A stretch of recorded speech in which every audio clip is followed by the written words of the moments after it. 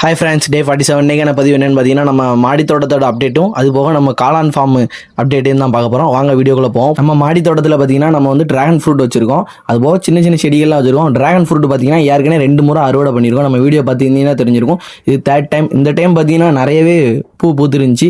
ஆனால் பூக்கிற பூலாம் அதாவது காய் வைக்குமா அப்படிங்கிறதே சந்தேகம் தான். சிலது கருகிரும், சிலது வைக்கும். வைக்கிறது நல்லாவே இருக்கும். ஆனால் இந்த டைம் நான் ஒரு 6-7 பூ கூட பூத்துருந்துச்சு. அப்படி டேரெக்டாக நம்ம காளான் ஃபார்முக்கு கிளம்பியாச்சு. காளான் ஃபார்மில் பார்த்தீங்கன்னா இன்றைக்கி பார்த்தீங்கன்னா நம்ம வந்து அறுவடை பண்ண போகிறோம்.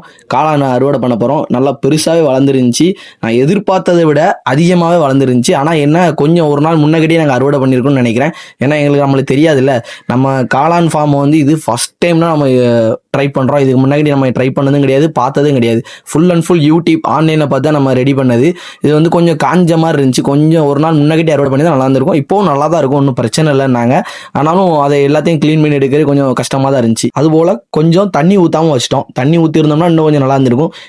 அந்த ஒரு சின்ன மிஸ்டேக் பண்ணிட்டோம். இந்த காளான் பார்த்தீங்கன்னா ஒரே ஒரு மொட்டில் வந்தது தான், ஒரு பேக்கில் ஒரு மொட்டில் வந்தது தான் இவ்வளோ காளானும். நம்ம இது எவ்வளோ இருக்குன்னு தெரியல, கடைசி வீடியோ எண்டில் பாருங்கள், உங்களுக்கு எவ்வளோ இருக்குன்னு காமிக்கிறேன். இப்போ பார்த்தீங்கன்னா நம்ம வந்து ஒரு மொட்டில் வந்து தான் இந்த காளான் ஃபுல்லாமே. இந்த ஒரு பேக்கில் 1 கிலோ வரும்னு சொன்னாங்க. நம்ம எவ்வளோ வருதுன்னு பார்ப்போம். அதே மாதிரி காளானை பறிச்சதுக்கப்புறம் அதோட வேரை வந்து க்ளீன் பண்ணி விட்டுறணும். அப்படின்னா தான் இன்ஃபெக்ஷன் ஆகாது அப்படின்னு சொன்னாங்க. அதனால் அதை நீட்டாக க்ளீன் பண்ணி எடுத்துருங்க. க்ளீன் பண்ணி எடுத்ததையும் தூர கொண்டு போய் போட்டுருங்க. காளான் ஃபார்முக்குள்ளே போட்டுறாதீங்க. இது ஒரு சின்ன டிப்ஸ் தான், நம்மளுக்கு தெரிஞ்சதை வச்சு சொல்கிறோம். அதுக்கப்புறம் நிறையவே போட்டுருந்துச்சு. இன்னும் நிறையவே வர வேண்டியிருக்கு. இன்னும் ஒரு வாரத்தில் நெக்ஸ்ட் வரும். இது பார்த்தீங்கன்னா ஒரு 15 நாள் வந்தது. ஆனால் ஒரு சின்ன தப்பு பண்ணிருக்கோம். என்னன்னு பார்த்தீங்கன்னா நம்மகிட்ட ஒரு பேக் வந்து கண்டாமினேஷன் ஆயிடுச்சு. அதை வந்து கவனிக்காமல் இருந்திருக்கோம். நல்ல வேலை இப்போ கவனிச்சோம். ஆனால் அது ஒரு தப்பு தான். அந்த தப்பை கற்றுக்குறோம். ஏதோ ஒரு சின்ன தப்பு பண்ணியிருக்கோம். அது என்னங்கிறத நெக்ஸ்ட் டைம் அண்டர்ஸ்டாண்ட் பண்ணி நீட்டாக போடுறோம். நல்லா பார்த்தீங்கன்னா தெரியும், ஒரு மாதிரி கருப்பே நடிச்சு போயிருக்கும். மற்ற பேக்குக்கும் இந்த பேக்குக்கு வித்தியாசம் இருந்துச்சு. சரி ரைட்டு, இது ஒப்பேராது அப்படின்னு சொல்லிட்டு அதை எடுத்துகிட்டு வந்து நம்ம தனியாக செப்பரேட் பண்ணி தூரத்துக்கு போடலை. பக்கத்தில் ஒரு சின்ன வீடு இருந்துச்சு, அந்த சின்ன வீட்டில் கட்டி போட்டிருக்கோம். அதுவும் நெக்ஸ்ட்டு நல்லா க்ரோத்து கொடுக்கும்னு நினைக்கிறோம். வந்தால் லாபம். அப்புறம் பார்த்தீங்கன்னா நம்ம எவ்வளோ இருந்துச்சுன்னு பார்த்தீங்கன்னா நம்மகிட்ட மொத்த காளானும் சேர்த்து கிட்டத்தட்ட 400 கிராம் இருந்தது.